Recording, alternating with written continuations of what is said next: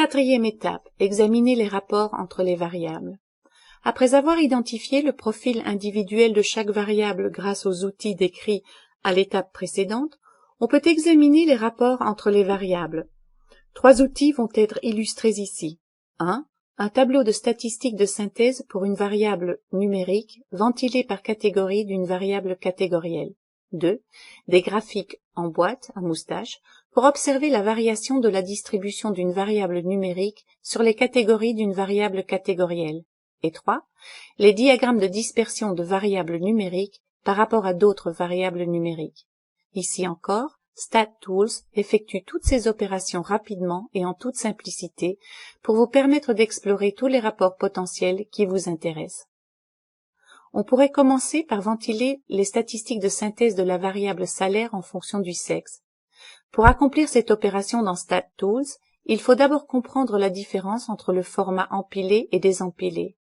Les données seraient désempilées s'il y avait deux colonnes de salaire séparées, une pour les employés de sexe masculin et une pour celles de sexe féminin. Notre ensemble de données est cependant empilé, ce qui veut dire qu'il y a deux longues variables, salaire et sexe.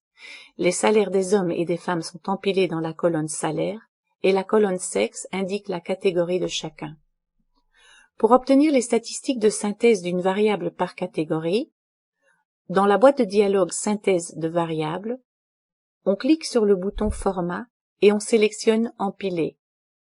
On obtient ainsi deux listes de cases à cocher, une pour la variable cat catégorielle et l'autre pour la variable valeur. Sélectionnons donc sexe pour la variable catégorielle et salaire pour celle de valeur avant de cliquer sur OK.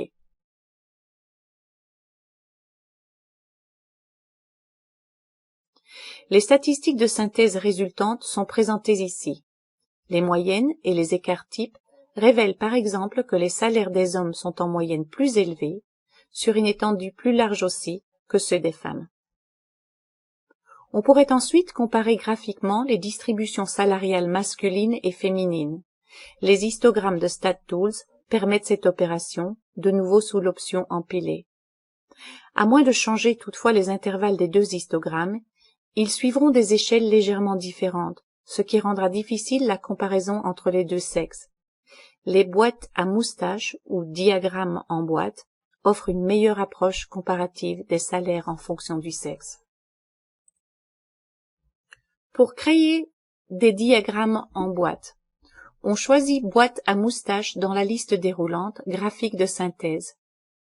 On sélectionne le format empilé, puis les mêmes variables cat et val que précédemment. Voici le résultat. Les diagrammes en boîte sont décrits en détail dans l'aide de StatTools, mais il apparaît clairement ici que les salaires des femmes sont généralement inférieurs à ceux des hommes. La boîte féminine est un peu plus à gauche, et qu'ils couvrent une moindre étendue que ceux des hommes. La boîte féminine est plus étroite. Les points rouges représentent les valeurs aberrantes. Enfin, on aimerait peut-être savoir s'il existe un rapport entre l'âge et le salaire, ou entre les années d'expérience et le salaire. Les diagrammes de dispersion offrent le meilleur moyen d'établir graphiquement ce rapport. Pour tracer un ou plusieurs diagrammes de dispersion, on sélectionne diagramme de dispersion dans la liste déroulante graphique de synthèse. Comme vous le voyez dans cette boîte de dialogue, on peut sélectionner un nombre quelconque de variables pour les axes X et Y. Celles cochées ici sont recommandées. Ces sélections produiront deux diagrammes de dispersion, salaire Y par rapport à âge X et salaire Y par rapport à année d'expérience X. Pour afficher les corrélations entre les variables sous les diagrammes, on peut cocher aussi l'option Afficher le coefficient de corrélation. Voici donc nos deux diagrammes de dispersion. Les variables âge et année présentent toutes deux une corrélation positive avec la variable salaire. Les années d'expérience sont plus étroitement liées au salaire, comme l'indique la dispersion ascendante plus serrée du second tracé, et la corrélation supérieure affichée sous le diagramme, 0,616 pour année par rapport à 0,384 pour âge. Ces observations sont logiques.